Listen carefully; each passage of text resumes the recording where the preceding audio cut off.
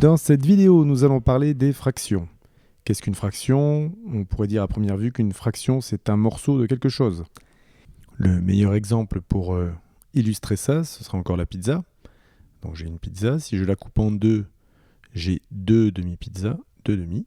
Si je la coupe en trois, j'ai trois tiers de pizza. Alors comme j'aime beaucoup les expériences, j'ai essayé avec une tarte aux pommes, ça marche exactement pareil, faites-moi confiance. Où croise-t-on des fractions? On le croise dans la vie courante avec l'heure, l'horloge. Par exemple, le quart d'heure, donc un quart d'heure, la demi-heure, encore une fraction, on peut aller jusqu'aux trois quarts d'heure. Tout ça, ce sont des fractions courantes. On va affiner un peu notre définition. Une fraction, ça revient à diviser quelque chose en parties égales et en prendre un certain nombre. Alors pour illustrer ça, on va prendre une barre que je vais diviser en 13 parties égales. 13 parce que ça rentre bien. Et là-dedans, je vais en colorier un certain nombre aussi. Je vais en colorier 5. Donc la fraction de carré colorié sur la barre initiale, c'est bien 5 sur 13. J'ai colorié 5 parts sur 13 divisions. Voilà, deuxième exemple, toujours mes 13 parties. Maintenant, j'ai 11 parties coloriées. J'ai bien 11 parties coloriées sur 13, 11 treizièmes. Petit nettoyage de tableau, voilà. Continuons donc notre carte d'identité des fractions. On a A sur B. En haut, cela s'appelle le numérateur. En bas, le dénominateur. Alors on va noter quelque chose. C'est que si A est plus petit que B, alors on a A sur B qui est plus petit que 1.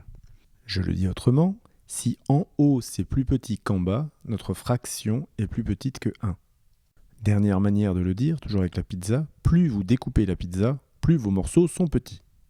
Inversement, si A est supérieur à B, alors A sur B est plus grand que 1. Et là, l'exemple de la pizza ne peut pas marcher, puisque vous connaissez le théorème, on ne change pas la taille d'une pizza en ne la découpant pas. C'est un théorème très connu. Donc nous allons prendre quelques exemples maintenant sur des fractions pour bien visualiser le fait qu'elles soient supérieures ou inférieures à 1. Donc voici des fractions, nous les avons sous les yeux, nous allons prendre le temps de les regarder. Et on compare le numérateur et le dénominateur. Avec ça, on pourra savoir si la fraction est plus petite ou plus grande que 1. Hop, comme par magie, les couleurs ont changé, ce qui va faciliter le classement. D'un côté, les plus petites que 1, de l'autre côté, les plus grandes. Et là, d'un petit claquement de doigts, hop, voilà nos fractions classées. Alors, c'est sûr que sur un papier, ça risque d'aller un peu moins vite.